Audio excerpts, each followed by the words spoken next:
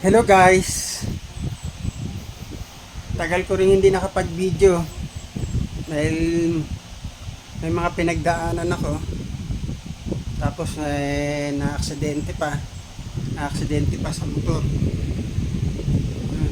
Kaya inabot ko. Meron pa dito ha. Ayan guys oh. Ayan, inabot ko.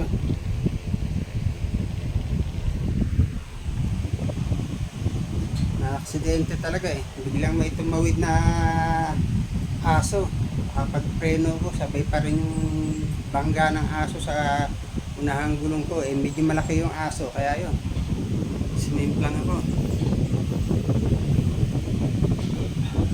Kaya pagbangon ko, tinignan ko kagad yung motor ko.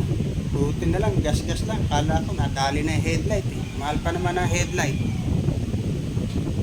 Gas-gas lang pala. Alam nyo guys, kakapalan ko na mukha ko ha.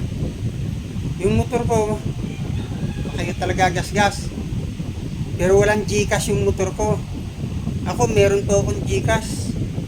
Baka naman po,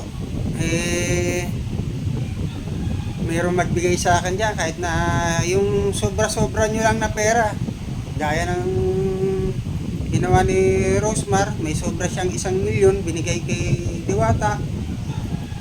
Kayo guys, baka may sobra din kayo dyan, kahit na tigi 1,000,000 lang po.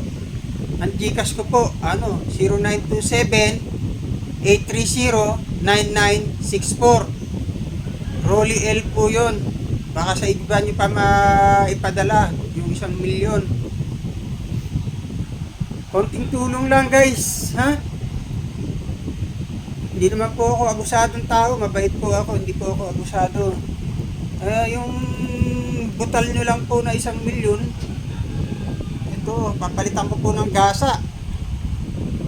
Kasi tissue lang po nilagay ko muna. Ito, nakabili po ako. Ilagyan ko ng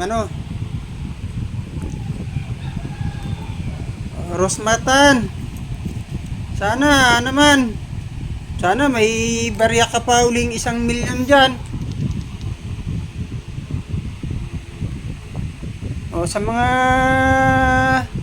followers ko pong kapwa ko mahirap, kahit kalahating milyon lang po, paki-Gcash na lang po.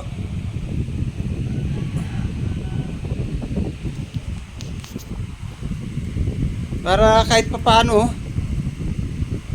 habang nagpapagaling po ako,